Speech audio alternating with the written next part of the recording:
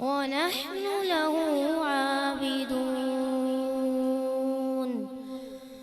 قل أتحاجوننا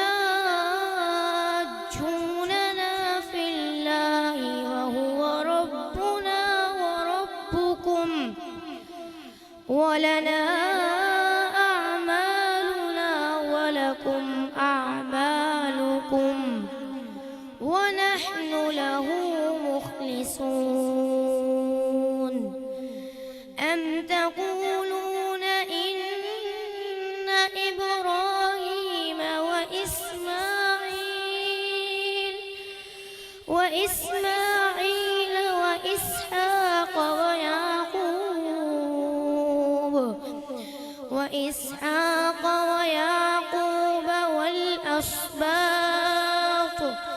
والأسباط كانوا هودا أو نصارى قل أأنتم أعلم أم الله ومن أظلم ممن كتب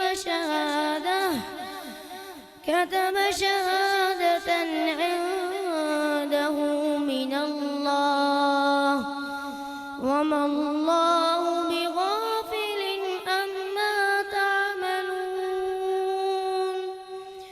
تلك أمة قد خلت لها ما كسبت ولكم ما كسبتم ولا تسألون عما كانوا يعملون.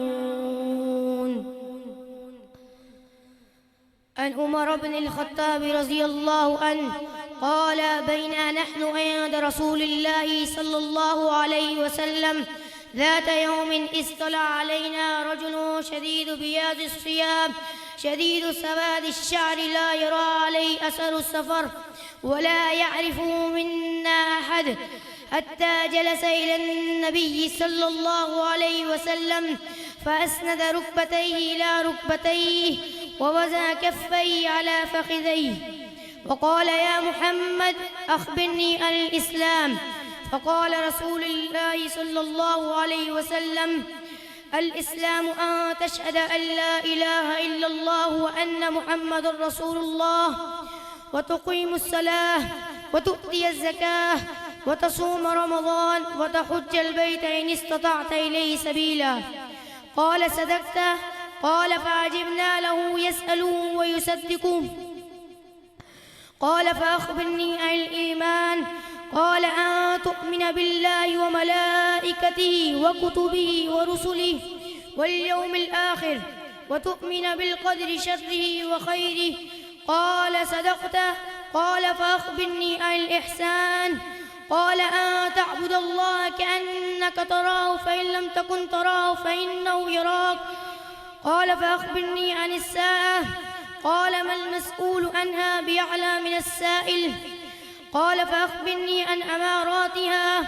قال أن تلد الأمة ربتها وأن ترى الحفاة العراة العالة رعاء الشاء يتطاولون في البنيان. قال ثم انطلق فلبثت مليا ثم قال لي يا عمر تدري من السائل؟ قلت والله والرسول أعلم. قال فإنه جبريل أتاكم يعلمكم دينكم.